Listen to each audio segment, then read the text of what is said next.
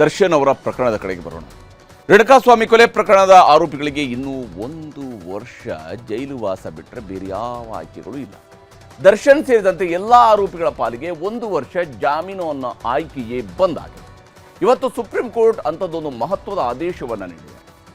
ರಾಮೇಶ್ವರಕ್ಕೆ ಹೋದರೂ ಶನೇಶ್ವರನ ಕಾಟ ತಪ್ಪಲ್ಲ ಅನ್ನೋ ಹಾಗಾಗಿದೆ ದರ್ಶನ್ ಅವರ ಪರಿಸ್ಥಿತಿ. ಏನೇ ಮಾಡಿದ್ರು, ಎಷ್ಟೇ ಬೇಡ್ಕೊಂಡ್ರು, 10 ಕಾರಣ ಕೊಟ್ಟರು, ಜಾಮೀನು ಅನ್ನುವಂಥದ್ದು ಕನಸಿನ ಮಾತಾಗಿದೆ. 8 ತಿಂಗಳ ನಂತರ ಸುಪ್ರೀಂ ಕೋರ್ಟ್ ಮೆಟ್ಟಿಲೇರಿದ ದರ್ಶನ್ ಬೇಲ್ ಸಿಕ್ಕೇ ಸಿಗುತ್ತೆ ಅನ್ನುವ ನಿರೀಕ್ಷೆಯಲ್ಲಿದೆ. ಆದರೆ ದರ್ಶನ್ ಅರ್ಜಿ ವಿಚಾರಣೆ ನಡೆಸಿರುವಂತಹ ನ್ಯಾಯಮೂರ್ತಿ ಪ್ರತಿವಾಲ ಹಾಗೂ ನ್ಯಾಯಮೂರ್ತಿ ವಿಜಯ್ ಬಿಷ್ಣು ಅವರದ್ದಂತಹ ದ್ವಿಸದಸ್ಯ ಪೀಠ ದರ್ಶನ್ಗೆ ಜಾಮೀನು ಕೊಟ್ಟಿಲ್ಲ. ಆದರೆ 1 ವರ್ಷದ ಒಳಗೆ ಟ್ರಯಲ್ ಮುಗಿಸುವುದಕ್ಕೆ ನಿರ್ದೇಶನವನ್ನು ನೀಡಲಾಗಿದೆ. ಆರೋಪಿಗಳಿಗೆ ಮಧ್ಯಂತರ ಜಾಮೀನು ನೀಡೋದಿಲ್ಲ, ಆದರೆ ಅರ್ಜಿಯ ಅಂಶಗಳನ್ನು ಪರಿಗಣಿಸಬೇಕಿದೆ ಅನ್ನುವಂತಹ ಅಂಶವನ್ನು, ಆರೋಪಿಗಳಿಗೆ ನಾವು ಮಧ್ಯಂತರ ಜಾಮೀನು ನೀಡೋದಿಲ್ಲ, ಆದರೆ ಅರ್ಜಿಯ ಕೆಲವು ಅಂಶಗಳನ್ನು ಪರಿಗಣಿಸಬೇಕಾಗಿದೆ. ವಿಚಾರಣೆ ಸಾಕ್ಷ್ಯಗಳ ಹೇಳಿಕೆ ದಾಖಲಿಸೋದಕ್ಕೆ ತಡ ಆಗಬಾರದು ಅಂತೇಳಿ ಸುಪ್ರೀಂ ಕೋರ್ಟ್ ಹೇಳಿದೆ. ಹಾಗೆಯೇ ವಿಚಾರಣೆ ನ್ಯಾಯಾಲಯ 1 ವರ್ಷದೊಳಗೆ ಈ ವಿಚಾರಣೆಯನ್ನು ಮುಗಿಸಬೇಕು. ಟ್ರಯಲ್ ಕೋರ್ಟ್ ಪ್ರತಿದಿನವೂ ಕೂಡ ವಿಚಾರಣೆಯನ್ನು ನಡೆಸಬೇಕು ಅನ್ನೋದನ್ನು ಹೇಳಿದ್ದಾರೆ. ಹಾಗೆಯೇ ಅನಗತ್ಯ ಕಾರಣಗಳನ್ನು ನೀಡಿ ವಿಚಾರಣೆಯನ್ನು ಮುಂದೂಡಬಾರ್ದು. ಟ್ರಯಲ್ ಕೋರ್ಟ್ಗೆ ರೆಗ್ಯುಲರ್ ಜಡ್ಜ್ ಅವ್ರನ್ನ ನೇಮಿಸಬೇಕು. ವರ್ಷದೊಳಗೆ ವಿಚಾರಣೆ ಮುಗಿಯದೇ ಇದ್ದರೆ ಜಾಮೀನು ಮಂಜೂರು ಮಾಡ್ತೀವಿ ಅಂತ ಹೇಳಿದ್ದಾರೆ. ಹಾಗಾಗಿ 1 ವರ್ಷದವರೆಗೆ, ಅಂದರೆ ಮುಂದಿನ ವರ್ಷ ಮೇ 15ರವರೆಗೆ ಬೇಲ್ಗಾಗಿ ದರ್ಶನ್ ಅವರು ಅರ್ಜಿ ಹಾಕುವಂತಿಲ್ಲ. ಆರೋಪಿಗಳಿಗೆ ಜೈಲು ನಿಯಮದಂತೆ ಸವಲತ್ತು ಕೊಡಬೇಕು. ವರ್ಷದೊಳಗೆ ಕನಿಷ್ಠ 60 ಸಾಕ್ಷಿಗಳ ವಿಚಾರಣೆಯನ್ನು ಮುಗಿಸಬೇಕು. ಹಾಗೆಯೇ ಕಾಲಕ್ಕೆ ತನಿಖಾ ವರದಿಯನ್ನು, ವಿಚಾರಣಾ ವರದಿಯನ್ನು ಸುಪ್ರೀಂ ಕೋರ್ಟ್ಗೆ ಸಲ್ಲಿಸಬೇಕು ಅಂತ ಸುಪ್ರೀಂ ಕೋರ್ಟ್ ತನ್ನ ಆದೇಶದಲ್ಲಿ ಹೇಳಿದೆ. ಬೇಲಿಗೆ ಹಾಕದೇ ಇರೋದೇ ಉತ್ತಮ ಇತ್ತು. ಓಕೆ, ಇನ್ನೊಂದು ಸ್ವಲ್ಪ ದಿನ ಬಿಟ್ಟು ಈಗ ಏನಾದ್ರೂ ಪ್ರಕರಣದಲ್ಲಿ ಸಾಕಷ್ಟು ವಿಳಂಬ ಆಗಿತ್ತು ಅಂತಂದ್ರೆ ಅವಾಗನೇ ಇವರು ಅರ್ಜಿ ಸಲ್ಲಿಸಬಹುದಾಗಿತ್ತು. ಅವಾಗ ಅವ್ರನ್ನ ಒಂದ್ ಸ್ವಲ್ಪ ಸಹಾನುಭೂತಿಯಿಂದ ಕೋರ್ಟ್ ಏನಾದ್ರು ಇವ್ರನ್ನ ಪರಿಗಣನೆ ತೆಗೆದುಕೊಂತಿತ್ತು ಇವ್ರ ವಿಚಾರವನ್ನ. ಈಗ ನೋಡಿ, ಈಗ 1 ವರ್ಷ ಅಂತ ಹೇಳಿದ ನಂತರ 1 ವರ್ಷದ ಒಳಗಡೆ ಇವ್ರು ಮತ್ತೊಮ್ಮೆ ಬೇಲ್ ಹಾಕೊಳಕ್ ಬರಲ್ಲ, ಬೇಲ್ ಅಪ್ಲಿಕೇಶನ್ ಕೋರ್ಟ್ ಸಲ್ಸಕ್ ಬರಲ್ಲ. 1 ವರ್ಷ ಬ್ಲಾಕ್ ಆಯ್ತು ಇವ್ರದ್ದು ನನ್ನ ಅನಿಸಿಕೆಯಲ್ಲಿ. ಅದರ ಬದಲಾಗಿ ಸ್ಟ್ರಾಟಜಿಕ್ ಆಗಿ ಪ್ಲಾನ್ ಮಾಡ್ಕೊಂಡು ಅಥವಾ 1 ವರ್ಷಕ್ಕಿಂತ ಮುಂಚೆನೆ ಯಾವಾಗಾದ್ರೂ ಇವ್ರು ಬೇಲ್ ಹಾಕೊಂಡು ಇವ್ರ ಪರಿಸ್ಥಿತಿ ನೋಡ್ಕೊಂಡು ಅಥವಾ ಸಾಕ್ಷಿಗಳ ಬಗ್ಗೆ ಏನು ವಿಚಾರಣೆ ಅಷ್ಟೊಂದು ತೀವ್ರಗತಿಯಲ್ಲಿ ನಡೀತಾ ಇರ್ಲಿಲ್ಲ ಅಥವಾ ಗಂಭೀರವಾಗಿ ಪ್ರಕರಣ ತನಿಖೆ ನಡೀತಾ ಇರ್ಲಿಲ್ಲ ಅಥವಾ ಅದ್ರ ಬಗ್ಗೆ ಟ್ರಯಲ್ ನಡೀತಾ ಇರ್ಲಿಲ್ಲ ಅಂತಂದ್ರೆ ಅದನ್ನೇ ಒಂದು ಆಧಾರವಾಗಿ ಇಟ್ಕೊಂಡು ಇವ್ರು ಬೇಲ್ ಅರ್ಜಿ ಹಾಕಿದ್ರೆ ಅದ್ರ ಮುಖಾಂತರ ಅವ್ರಿಗೆ ಬೇಲ್ನೂ ಸಿಗಬಹುದಿತ್ತು ಅನ್ನೋ ಅಂತ ನನ್ನ ಅನಿಸಿಕೆ. ಹೀಗೆ ದರ್ಶನ್ ಅವರಿಗೆ ಬೇಲ್ ಅರ್ಜಿ ಹಾಕುವ ಅವಕಾಶವೂ ಕೂಡ ಇದು 1 ವರ್ಷದ ಮಟ್ಟಿಗೆ ಸಿಗೋದಿಲ್ಲ. ಏನೋ ನೀಟ್ ವಿಚಾರಕ್ಕೆ ಬರೋದಾದ್ರೆ, ನೀಟ್ ಪ್ರಶ್ನೆ ಪತ್ರಿಕೆ ಸೋರಿಕೆ ಆದ ಮೇಲೆ ಇಡೀ ದೇಶಾದ್ಯಂತ ನೀಟ್ ಪರೀಕ್ಷೆಯನ್ನು ರದ್ದು ಮಾಡಲಾಗಿದೆ. ಈಗ ನೀಟ್ಗೆ ದಿನಾಂಕ ಫಿಕ್ಸ್ ಮಾಡಲಾಗಿದೆ. ಮರುಪರೀಕ್ಷೆಗೆ ಜೂನ್ 21ಕ್ಕೆ ಮರುಪರೀಕ್ಷೆ ನಡೆಯಲಿದೆ ಅಂತ ಕೇಂದ್ರ ಶಿಕ್ಷಣ ಸಚಿವ ಧರ್ಮೇಂದ್ರ ಪ್ರಧಾನ್ ಘೋಷಣೆ ಮಾಡಿದರು. ಜೊತೆಗೆ ಮುಂದಿನ ವರ್ಷದಿಂದ ಆನ್ಲೈನ್ ಎಕ್ಸಾಮ್ಗೂ ಕೂಡ ತೀರ್ಮಾನವನ್ನು ಮಾಡಲಾಗಿದೆ. ಪದೇ ಸೋರಿಕೆ ಆಗ್ತಾ ಇರುವಂತಹ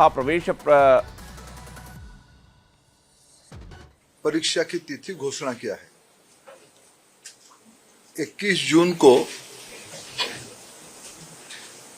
री एग्जामिनेशन की डेट घोषणा की है। मैं और एक विषय जो मेन विषय में कहना था, अगले साल से परीक्षा, इसकी जो मूल जड़ है OMR, अगले साल से नीट की परीक्षा कंप्यूटर बेस्ड टेस्ट से होगी. ಇಲ್ಲಿ ಕಂಪ್ಯೂಟರಿಂದ ಮುಂದಿನ ಬಾರಿಗೆ ನಾವು ಎಕ್ಸಾಮನ್ನು ಮಾಡ್ತೀವಿ ಅಂತ ಹೇಳ್ತಾರೆ. ಅದಕ್ಕೆ ಪೂರಕವಂತ ಇನ್ಫ್ರಾಸ್ಟ್ರಕ್ಚರ್ ಹೇಗೆ ಕೊಡ್ತಾರೆ ಅನ್ನುವಂತಹ ಪ್ರಶ್ನೆ ಇದ್ದೇ ಇದೆ. ಇನ್ನು ಪದೇ ಸೋರಿಕೆ ಆಗ್ತಾ ಇರುವಂತಹ ಪ್ರವೇಶ ಪರೀಕ್ಷೆ ಪತ್ರಿಕೆಗಳನ್ನು ತಡೆಯೋದಕ್ಕೆ ಪ್ರವೇಶ ಪರೀಕ್ಷೆ ಹಕ್ಕು ರಾಜ್ಯಗಳಿಗೆ ನೀಡಬೇಕು ಅನ್ನುವಂತಹ ಕೂಗನ್ನು ಕಡಿಮೆ ಮಾಡಬೇಕು. ಹೀಗಾಗಿ OMR ಬದಲು ಆನ್ಲೈನ್ನಲ್ಲೇ ಮುಂದಿನ ವರ್ಷದಿಂದ ನೀಟ್ ಪರೀಕ್ಷೆಯನ್ನು ನಡೆಸ್ತೀವಿ ಅನ್ನುವಂಥ ತೀರ್ಮಾನಕ್ಕೆ ಬಂದಿದ್ದಾರೆ. ಇದರ ಮಧ್ಯೆ ಈ ವರ್ಷದ ಪ್ರಶ್ನೆ ಪತ್ರಿಕೆ ಸೋರಿಕೆ ಹಿಂದಿನ ಕಿಂಗ್ ಪಿನ್ ಅನ್ನು CBI ಇವತ್ತು ಬಂಧಿಸಿದೆ. ಹಲವು ವರ್ಷಗಳಿಂದ ನೀಟ್ ಪ್ರಶ್ನೆ ಪತ್ರಿಕೆಯ ಸಿದ್ಧತೆಯ ಸಮಿತಿಯ ಭಾಗವಾಗಿದ್ದ ಪುಣೆಯ ಕೆಮಿಸ್ಟ್ರಿ ಉಪನ್ಯಾಸಕ PV ಕುಲಕರ್ಣಿ ಬಂಧಿತ ಕಿಂಗ್ ಪಿನ್ ಆಗಿದ್ದಾನೆ. ಇಲ್ಲಿ ಪ್ರೊಫೆಸರ್ ಕುಲಕರ್ಣಿ ತನ್ನದೇ ಆದಂತಹ ಖಾಸಗಿ ಕೋಚಿಂಗ್ ಸೆಂಟರ್ ಕೂಡ ನಡೆಸ್ತಾ ಇದ್ರು. ನೀಟ್ ಪರೀಕ್ಷಾ ಪ್ರಕ್ರಿಯೆಯೊಂದಿಗೆ ತೊಡಗಿಸಿಕೊಂಡಿದ್ರು. ಕುಲಕರ್ಣಿಗೆ NTA ಪರವಾಗಿ ಪ್ರಶ್ನೆ ಪತ್ರಿಕೆಗಳನ್ನು ಪಡೆಯೋದಕ್ಕೆ ಅವಕಾಶ ಬೇರೆ ಇತ್ತಂತೆ. ಇದನ್ನು ಹೇಗೆ ಇವರು ಇಂಥವ್ರಿಗೆ ಅವಕಾಶಗಳನ್ನು ಮಾಡಿಕೊಡ್ತಾ ಇದ್ರು ಅನ್ನೋಂಥದ್ದು ಕೂಡ ಪ್ರಶ್ನಾರ್ಹ.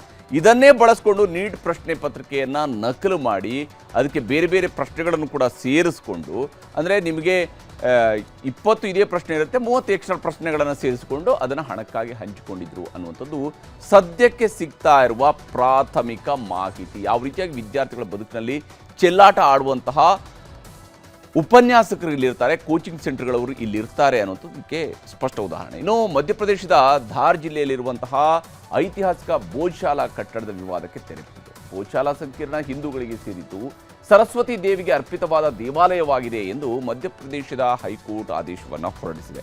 ಮಧ್ಯಪ್ರದೇಶದ ಧಾರ್ ಜಿಲ್ಲೆಯಲ್ಲಿ ಈ ಭೋಜಶಾಲಾ ಕಮಲ್ ಮೌಲಾ ಮಸೀದಿ ಸಂಕೀರ್ಣ ಹಲವು ವರ್ಷಗಳಿಂದ ವಿವಾದಿತ ಸ್ಥಳವಾಗಿತ್ತು. ಆದರೆ ಇವತ್ತು ಅಯೋಧ್ಯೆ ರಾಮ ಮಂದಿರದ ತೀರ್ಪನ್ನು ಪೂರ್ವ ನಿರ್ದೇಶನವನ್ನಾಗಿ ಇಟ್ಟುಕೊಂಡು ಈ ತೀರ್ಪನ್ನು ನೀಡಲಾಗಿದೆ. ಮಸೀದಿ ಇರುವ ಜಾಗದ ಅಸ್ತಿತ್ವ 1904ಕ್ಕೂ ಮೊದಲೇ ಇದೆ. ಹೀಗಾಗಿ ಭಾರತೀಯ ಪುರಾತತ್ವ ಸರ್ವೇಕ್ಷಣಾ ಇಲಾಖೆಗೆ ಪ್ರಾರ್ಥನೆ ಸಲ್ಲಿಸಲು ಅವಕಾಶ ನೀಡುವ ಹಕ್ಕಿಲ್ಲ ಅಂತ ಹೇಳಿದೆ. ಭೋಜಶಾಲಾ ಆವರಣದಲ್ಲಿ ಮುಸಲ್ಮಾನರು ಶುಕ್ರವಾರ ಪ್ರಾರ್ಥನೆ ಸಲ್ಲಿಸಲು ಭಾರತೀಯ ಪುರಾತತ್ವ ಸಮೀಕ್ಷೆ ಅವಕಾಶವನ್ನು ಕೊಟ್ಟಿತ್ತು. ಈಗ ಆ ಆದೇಶವನ್ನು ಹೈಕೋರ್ಟ್ ರದ್ದುಗೊಳಿಸಿದೆ. ಈಗ ರಾಜ್ಯ ದೇಶ ವಿದೇಶಗಳ ಮತ್ತಷ್ಟು ಪ್ರಮುಖ ಸುದ್ದಿಗಳನ್ನು ಕ್ವಿಕ್ಕಾಗಿ ನೋಡ್ತಾ ಹೋಗೋಣ. ವಿಜಯನಗರ ಕೊಪ್ಪಳ ಗಡಿಯಲ್ಲಿ ಭೀಕರ ರಸ್ತೆ ಅಪಘಾತ ಸಂಭವಿಸಿ 6 ಮಂದಿ ಮೃತಪಟ್ಟಿದ್ದಾರೆ. ಹೊಸಪೇಟೆಯ ತುಂಗಭದ್ರಾ ಡ್ಯಾಂ ಬಳಿಯಲ್ಲಿ ಟ್ರ್ಯಾಕ್ಟರ್ಗೆ ಟ್ಯಾಂಕರ್ ಲಾರಿ ಡಿಕ್ಕಿಯಾಗಿ ಸೇತುವೆ ಮೇಲಿಂದ ಟ್ರ್ಯಾಕ್ಟರ್ ಕೆಳಗೆ ಉರುಳಿ ಬಿದ್ದಿದೆ. ಈ ವೇಳೆ 6 ಮಂದಿ ಮೃತಪಟ್ಟಿದ್ದು, ಹಲವರು ಗಾಯಗೊಂಡಿದ್ದಾರೆ. ಮೃತರ ಕುಟುಂಬಗಳಿಗೆ ರಾಜ್ಯ ಸರ್ಕಾರ ತಲಾ 5 ಲಕ್ಷ ರೂಪಾಯಿಗಳ ಪರಿಹಾರವನ್ನು ಘೋಷಿಸಿದೆ. ರಾಜ್ಯದಲ್ಲಿ ಮುಂಗಾರು ಪೂರ್ವ ಮಳೆ ಅಬ್ಬರಿಸ್ತಾ ಇದೆ. ವಿಜಯನಗರದ ಮೊರಟಗಿ ಗ್ರಾಮದಲ್ಲಿ ಬಿರುಗಾಳಿ ಮಳೆಗೆ ಮನೆ ಕುಸಿದು ಒಂದೇ ಕುಟುಂಬದ 4 ಮೃತಪಟ್ಟಿದ್ದಾರೆ. ಇನ್ನು ಸರ್ಕಾರದಿಂದ ಮೃತರಿಗೆ ತಲಾ 5 ಲಕ್ಷ ರೂಪಾಯಿಗಳ ಪರಿಹಾರವನ್ನು ನೀಡಲಾಗ್ತಾ ಇದ್ದು, ವೈಯಕ್ತಿಕವಾಗಿ ಸಹಾಯ ಮಾಡುವುದಾಗಿ ಸಚಿವ ಎಂಪಿ ಪಾಟೀಲ್ ಹೇಳಿದ್ದಾರೆ. ಈ ಬಾರಿ ನೈಋತ್ಯ ಮುಂಗಾರು 4 ದಿನ ಮುಂಚಿತವಾಗಿ ಕೇರಳವನ್ನು ಪ್ರವೇಶಿಸುವ ಸಾಧ್ಯತೆ ಇದೆ. ಈ ಬಗ್ಗೆ ಭಾರತೀಯ ಹವಾಮಾನ ಇಲಾಖೆ ಮುನ್ಸೂಚನೆಯನ್ನು ನೀಡಿದೆ. ಸಾಮಾನ್ಯವಾಗಿ ಕೇರಳದಲ್ಲಿ ಜೂನ್ 1ರ ವೇಳೆಗೆ ಮುಂಗಾರು ಮಳೆ ಆರಂಭ ಆಗುತ್ತೆ. ಆದರೆ ಈ ಬಾರಿ 4 ದಿನ ಮೊದಲೇ ಕೇರಳವನ್ನು ಪ್ರವೇಶಿಸಲಿದೆ. ಉತ್ತರ ಪ್ರದೇಶದಲ್ಲಿ ಸಂಭವಿಸಿದ ಮಳೆ ಅವಘಡಗಳಲ್ಲಿ ಮೃತಪಟ್ಟವರ ಸಂಖ್ಯೆ 142ಕ್ಕೆ ಏರಿಕೆಯಾಗಿದೆ. ವಾರಣಾಸಿ, ಪ್ರಯಾಗ್ರಾಜ್ ಮತ್ತು ಕಾನ್ಪುರ ಜಿಲ್ಲೆಗಳಲ್ಲಿ ಅತಿ ಹೆಚ್ಚು ಹಾನಿಯಾಗಿದೆ. ಸಾವಿರಾರು ಎಕರೆ ಕೃಷಿ ಬೆಳೆ ನಾಶ ಆಗಿದೆ. ಮೃತರ ಕುಟುಂಬಸ್ಥರಿಗೆ ಉತ್ತರ ಪ್ರದೇಶ ಸರ್ಕಾರ ತಲಾ 4 ಲಕ್ಷ ರೂಪಾಯಿಗಳ ಪರಿಹಾರವನ್ನು ಘೋಷಿಸಿದೆ.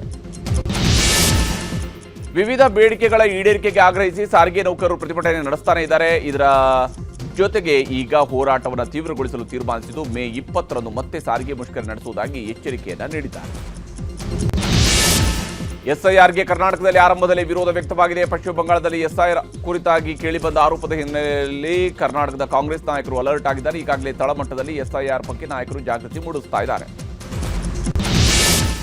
ನಾಯಕತ್ವ ಬದಲಾವಣೆ ವದಂತಿ ನಡುವೆ ಡಿಸಿಎಂ ಡಿಕೆ ಶಿವಕುಮಾರ್ ಇಂದು ತಮ್ಮ 64ನೇ ಹುಟ್ಟುಹಬ್ಬವನ್ನು ಆಚರಿಸಿಕೊಂಡಿದ್ದಾರೆ. ಸದಾಶಿವನಗರದಲ್ಲಿರುವ ಡಿಕೆ ಶಿವಕುಮಾರ್ ಅವರ ನಿವಾಸಕ್ಕೆ ಬಂದ ಅರ್ಚಕರು ವೇದ ಮಂತ್ರಗಳನ್ನು ಪಠಿಸಿ ಆಶೀರ್ವಾದ ಮಾಡಿದರು. ಇತರ ರಾಜ್ಯದ ಹಲವೆಡೆ ಡಿಕೆಶಿ ಅಭಿಮಾನಿಗಳು ವಿಭಿನ್ನವಾಗಿ ಹುಟ್ಟುಹಬ್ಬ ಆಚರಿಸಿದ್ದಾರೆ. ಜೆಡಿಎಸ್ನಿಂದ ಅಂತರ ಕಾಯ್ದುಕೊಂಡಿದ್ದ ಹಿರಿಯ ಶಾಸಕ ಜಿಟಿ ದೇವೇಗೌಡ ಇಂದು ಮಾಜಿ ಪ್ರಧಾನಮಂತ್ರಿ ಎಚ್ಡಿ ದೇವೇಗೌಡರ ಮನೆಗೆ ಭೇಟಿ ನೀಡಿ ಅಚ್ಚರಿ ಮೂಡಿಸಿದರು. ದೇವೇಗೌಡರ ಜೊತೆಗೆ ಸುದೀರ್ಘವಾಗಿ ಚರ್ಚೆ ನಡೆಸಿದರು. ಈ ವೇಳೆ ಜೆಡಿಎಸ್ನಲ್ಲಿ ಸಕ್ರಿಯವಾಗಿರುವಂತೆ ಎಚ್ಡಿಡಿ ಮನವೊಲಿಕೆ ಮಾಡಿದ್ದಾರೆ ಅಂತ ಹೇಳಲಾಗಿದೆ. ಹಿಜಾಬ್ ಆದೇಶ ಹಿಂಪಡೆದ ಸರ್ಕಾರಕ್ಕೆ ಬ್ಯಾರಿಸ್ ಸೆಂಟ್ರಲ್ ಕಮಿಟಿ ಧನ್ಯವಾದ ಸಲ್ಲಿಸಿದೆ. ಬೆಂಗಳೂರಿನಲ್ಲಿ ಸುದ್ದಿಗೋಷ್ಠಿ ನಡೆಸಿರುವಂತಹ ಮುಸ್ಲಿಂ ನಾಯಕರು ಸರ್ಕಾರದ ಆದೇಶ ಐತಿಹಾಸಿಕವಾಗಿದೆ ಅಂತ ಹೇಳಿದರು. ಇತ್ತ ಮಂಡ್ಯದಲ್ಲಿ ಹಿಜಾಬ್ ಪರ ಹೋರಾಡಿದ ಮುಸ್ಕಾನ್ ಸಹ ಸಿಎಂಗೆ ಧನ್ಯವಾದ ಸಲ್ಲಿಸಿದ್ದಾರೆ. ಅರಾವಳಿ ಬೆಟ್ಟಗಳು ಮತ್ತು ಪರ್ವತ ಶ್ರೇಣಿಗಳಲ್ಲಿ ಗಣಿಗಾರಿಕೆ ಮಾಡ್ತಿದ್ದ ಗುತ್ತಿಗೆದಾರರಿಗೆ ಸುಪ್ರೀಂ ಕೋರ್ಟ್ ಶಾಕ್ ಕೊಟ್ಟಿದೆ. ಪ್ರಕರಣದಲ್ಲಿ ಸದ್ಯಕ್ಕೆ ಯಾವುದೇ ಆದೇಶ ನೀಡಲ್ಲ ಅಂತ ಸುಪ್ರೀಂ ಕೋರ್ಟ್ ಹೇಳಿದೆ. ನಮಗೆ ಸಮಾಧಾನವಾಗುವವರೆಗೆ ಅರಾವಳಿ ಬೆಟ್ಟಗಳಲ್ಲಿ ಯಾವುದೇ ಚಟುವಟಿಕೆಗಳಿಗೆ ಅವಕಾಶ ನೀಡುವುದಿಲ್ಲ ಅಂತ ಹೇಳಿದೆ. ಕೇರಳದ ನೂತನ ಮುಖ್ಯಮಂತ್ರಿಯಾಗಿ ಸೋಮವಾರ ಪ್ರಮಾಣ ವಚನವನ್ನು ಸ್ವೀಕರಿಸಲಿದ್ದಾರೆ ವಿ.ಡಿ. ಸತೀಶನ್. ಪ್ರಮಾಣ ವಚನಕ್ಕೂ ಮುಂಚಿತವಾಗಿ ಕಾಂಗ್ರೆಸ್ ನಾಯಕರ ಮನೆಗಳಿಗೆ ಭೇಟಿ ನೀಡುತ್ತಾ ಇದ್ದಾರೆ. ಜೊತೆಗೆ ನಿರ್ಗಮಿತ ಮುಖ್ಯಮಂತ್ರಿ ಪಿಣರಾಯಿ ವಿಜಯನ್ ಅವರ ಮನೆಗೂ ಕೂಡ ಭೇಟಿ ನೀಡಿ ಕುಶಲೋಪರಿ ವಿಚಾರಿಸಿದ್ದಾರೆ. ಆರ್ಜಿಕರ್ ವೈದ್ಯಕೀಯ ವಿದ್ಯಾರ್ಥಿನಿ ಅತ್ಯಾಚಾರ ಮತ್ತು ಕೊಲೆ ಪ್ರಕರಣದ ದಿಕ್ಕು ತಪ್ಪಿಸಿದ ಆರೋಪದಲ್ಲಿ 3 ಐಪಿಎಸ್ ಅಧಿಕಾರಿಗಳನ್ನು ಅಮಾನತು ಮಾಡಲಾಗಿದೆ. ಪಶ್ಚಿಮ ಬಂಗಾಳದ ಸಿಎಂ ಸುವೇಂದು ಅಧಿಕಾರಿ ಅಮಾನತು ಮಾಡಿ ಆದೇಶ ಹೊರಡಿಸಿದ್ದಾರೆ. ಉತ್ತರಾಖಂಡದ ಕೇದಾರನಾಥ ದೇಗುಲಕ್ಕೆ ಭೇಟಿ ನೀಡುವ ಭಕ್ತರ ಸಂಖ್ಯೆ ದಿನೇ ದಿನೇ ಹೆಚ್ಚಾಗ್ತಾ ಇದೆ. ಈಗಾಗಲೇ 5 ಲಕ್ಷಕ್ಕೂ ಹೆಚ್ಚು ಜನರು ಕೇದಾರನಾಥನ ದರ್ಶನವನ್ನು ಪಡೆದಿದ್ದಾರೆ. ಭಕ್ತರ ಸಂಖ್ಯೆ ಹೆಚ್ಚಾದಂತೆ ರುದ್ರಪ್ರಯಾಗ ಜಿಲ್ಲಾ ಆರೋಗ್ಯ ಇಲಾಖೆ ಭಕ್ತರಿಗೆ ಯಾವುದೇ ಸಮಸ್ಯೆ ಆಗದಂತೆ ಜಾಗ್ರತೆ ವಹಿಸಿದೆ.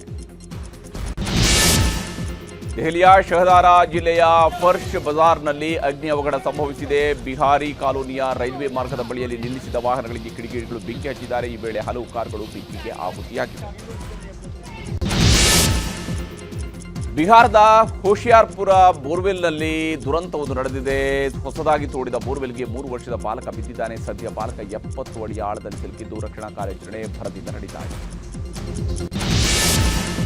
ಇರಾನ್ ವಿದೇಶಾಂಗ ಸಚಿವ ಅಬ್ಬಾಸ್ ಅರಾಗ್ಜಿ ಭಾರತದ ಪ್ರವಾಸದಲ್ಲಿದ್ದಾರೆ. ಭಾರತದ ವಿದೇಶಾಂಗ ಸಚಿವ ಜಯಶಂಕರ್ ಜೊತೆಗೆ ಇಂಧನ ಬಿಕ್ಕಟ್ಟಿನ ಬಗ್ಗೆ ಚರ್ಚೆ ನಡೆಸಿದ್ದಾರೆ. ಈ ವೇಳೆ ಮಾತನಾಡಿದ ಅರಾಗ್ಜಿ, ಇರಾನ್ ಎಂದಿಗೂ ಅಣ್ವಸ್ತ್ರಗಳನ್ನು ಬಯಸಿಲ್ಲ. ಹಾರ್ಮುಜ್ ಜಲಸಂಧಿ ಪೂರ್ಣವಾಗಿ ಓಪನ್ ಆಗಿರಬೇಕೆಂದು ನಮ್ಮ ಆಶಯ ಕೂಡ ಅಂತ ಹೇಳಿದ್ದಾರೆ. 2 ದಿನಗಳ ಕಾಲ ಚೀನಾ ಪ್ರವಾಸವನ್ನು ಕೈಗೊಂಡಿದ್ದ ಅಮೆರಿಕ ಅಧ್ಯಕ್ಷ ಟ್ರಂಪ್ ತಮ್ಮ ಭೇಟಿಯನ್ನು ಯಶಸ್ವಿಯಾಗಿ ಕೊನೆಗೊಳಿಸಿ ನಿರ್ಗಮಿಸಿದ್ದಾರೆ. ಈ ವೇಳೆ ಮಾತನಾಡಿರುವ ಟ್ರಂಪ್, ಈ ಭೇಟಿ ಆಶಾದಾಯಕವಾಗಿದ್ದು ಚೀನಾದಿಂದ ನಾನು ತುಂಬಾ ಪ್ರಭಾವಿತನಾಗಿದ್ದೇನೆ ಅಂತ ಹೇಳಿದ್ದಾರೆ. ಇನ್ನು ಸೆಪ್ಟೆಂಬರ್ 24ರಂದು ಚೀನಾ ಅಧ್ಯಕ್ಷ ಜಿನ್ಪಿಂಗ್ ಅಮೆರಿಕಕ್ಕೆ ಭೇಟಿ ನೀಡುವ ಸಾಧ್ಯತೆ ಇದೆ.